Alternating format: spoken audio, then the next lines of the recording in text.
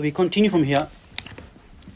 Today's chapter title, Allama ibn Ataaillah al-Iskandari rahimahullah ta'ala says, Ibki ala nafsik, that cry over yourself. وَقَبِيحٌ بِكَ أَن تَشِيبُ وَأَنْتَ طِفْلُ الْعَقْلِ وَصَغِيرُهُ وَلَا تَفْهَمْ مَرَادَ اللَّهِ تَعَالَى مِنْكَ. That it's a shame upon you if you start to grow white hairs, but yet you still act like a child. You get a lot of people in their mid-30s and people say to them, but you're in your 30s, but you still act like a child. So the Shaykh, he says that this is an aar, it's a shame upon you if you grow white hairs and you still have not understood what Allah wants from you. وَلَا تَفْهَمْ مُرَادَ اللَّهِ تَعَالَى مِنْكَ. If you've grown white hairs, meaning you are now close to death, and still you have not understood Allah's desire and want from you, then there is something wrong.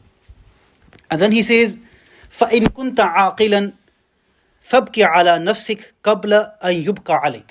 Allahu Akbar. He says, if you are a person of intellect, then it's befitting for you to cry over yourself. Meaning cry in dua before you are cried upon.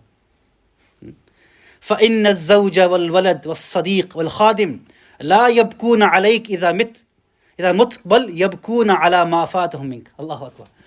He says, your family members, your friends, your co-workers, they're not going to cry over you when you die. They're going to cry over whatever they miss you giving them after you pass away. The money you should give them, the lifts you should give them, the favors you should do them, that's what they're going to cry over, not you. فَسَابِقْهُمْ أَنْتَ بِالْبُكَاءِ. So precede them in crying. So before they cry, you cry first. وَقُلْ يَحِقُّ لِي أَنْ أَبْكِي عَلَى فَوَاتِ حَظِّي مِنْ رَبِّي قَبْلَ أَنْ يَبْكُوا عَلَيَّ. So really it's my right that I cry over my life lost in disobeying Allah before people cry over me. كَفَى بِكَ جَهْلًا أَنْ يُعَامِلَكَ مَوْلَاكَ بِالْوَفَاءِ وَأَنْتَ تُعَامِلُهُ بِالْجَفَاءِ. It's sufficient for you to be a jahil, to have jahl inside you, that Allah Ta'ala treats you with wafa. Allah Ta'ala treats you with dignity. Allah Ta'ala treats you with sincerity. Allah Ta'ala treats you properly, and you treat Allah Ta'ala with jafa, with the total opposite. That Allah Ta'ala gives you health, Allah gives you izzat. In return, you should have obeyed Him, but in return, you do the total opposite.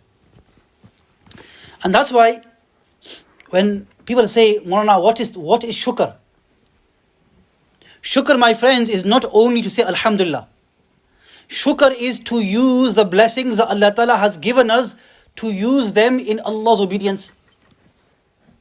An example I gave in one of my Jummah khutbahs was many of the youth today, as soon as they buy a new watch, a Rolex watch, they post pictures on Facebook. Just today, aaj ki baat kar raha hu. Some brother, he was acquitted from his court case, so now he's putting pictures of his, watches on social media. And again, this is not shukr. And then people, what they do, a lot of youth, they put a caption, Alhamdulillah. A new car, Alhamdulillah, mashallah. A brand new car, Alhamdulillah. My friends, this is not true shukr. True shukr is, number one, we use Allah's ni'mats in His obedience. So He's given you eyes. Be grateful. How? By not looking at the haram. He's given you the ability to walk. Do shukr. How? By walking to the masjid. Don't walk towards sin. This is true shukr. So I wanted to highlight a couple of things today about crying. And it's something I mentioned briefly before as well. That as most of us in this room are adults, so I want all of you to ask yourself, this is a question which I don't need an answer to, but I want you to address yourselves. How many of us are able to cry before Allah subhanahu wa ta'ala in dua? If the companions, like Uthman radiallahu an, when he would stand in front of the grave, he would cry so much that his beard would become wet. And this is a companion who was guaranteed paradise. Now we know, as our aqidah, that all of the Sahaba are guaranteed paradise. But to show the virtue of 10 of them, the Messenger alayhi salatu wasalam specially mentioned 10 names. That these 10, Abu Bakr, Umar, Uthman, Ali fil Jannah, So to show their great virtue. Now from them is Uthman. So Uthman radiallahu anhum is a companion. He is guaranteed paradise, which means he is not going to be punished in the grave. He is not going to see Jahannam. He is going directly to Jannat. But what would cause him to cry so much in front of the grave that his beard would become wet?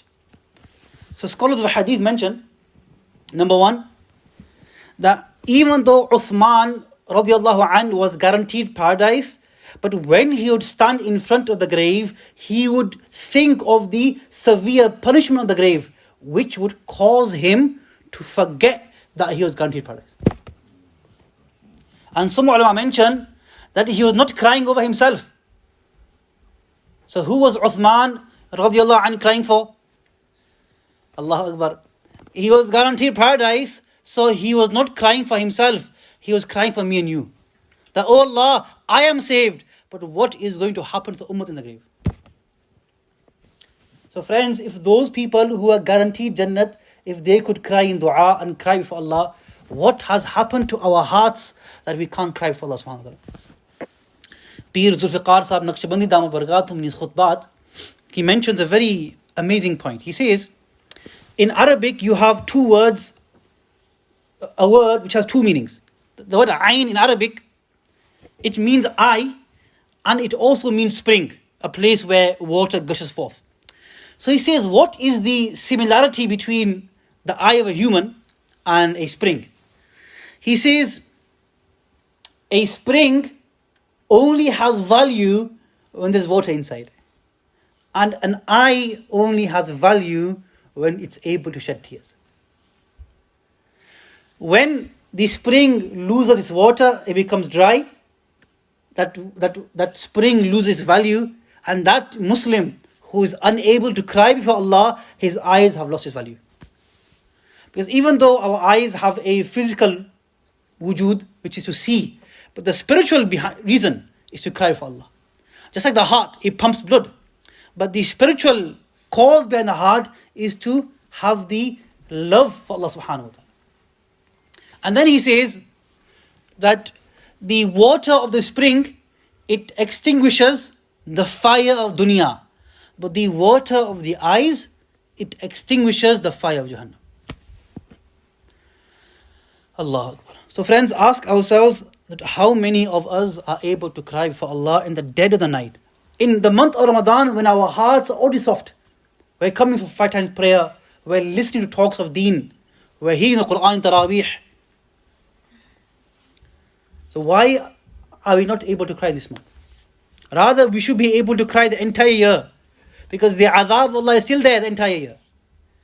Jannat is still there the entire year. The adhab of qabr is still there the entire year.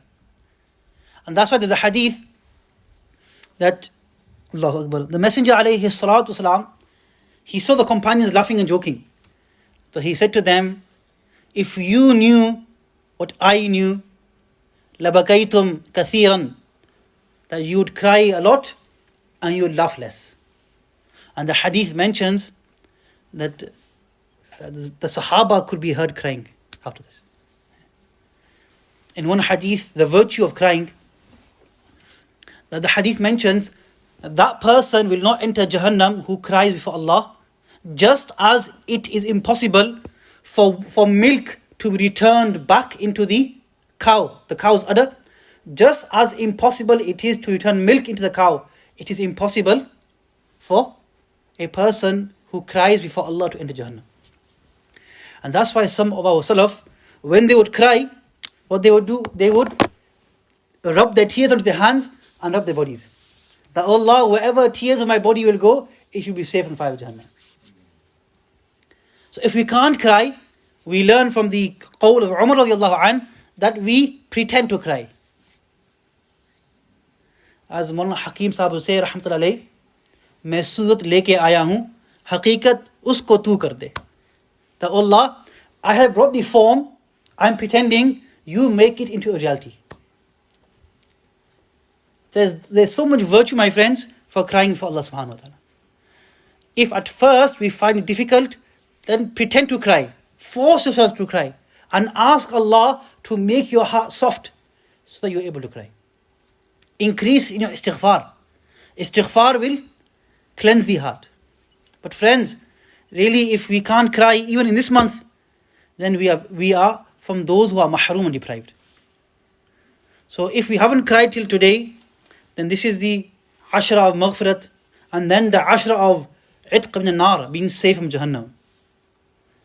If we truly know who Allah is, and we truly understand the severity of the adhab of the grave and the adhab of Jahannam, my friends, then I tell you, it becomes very easy to cry. And the more pious a person becomes, the more he cries. Allahu Akbar. Sometimes you might see a person, an alim who's very, very pious. He's a senior alim of Bati and Dewsbury. But you will see that when you travel with them, they're constantly crying. Those who have studied in madrasas and have had the chance to spend time in khanqahs with their shuyukh, they will tell you what is the life like of their ulama. But because unfortunately ourselves, we have not had the opportunity to spend days and nights with the ulama, that we don't get to see their private life. So I finish on this, that crying has great virtue. And Shaykh Zulfikar Sahib says that why does crying have virtue? Because it's an export to the heavens. Crying in the court of Allah has great virtue because it's an export. Unless the export from China, the export in UK tends to have value. This car comes from Germany, this car comes from America, so the part of the car has to come from America. It's more expensive. So tears, my friends, have great value in the skies because they are exported. Because the angels don't have emotions. The angels can't cry. So when insan cries, they are exported to the heavens and they have great value. We ask Allah Ta'ala to give us tawfiq to cry, soften our hearts. Wa akhir da'wana, alhamdulillah.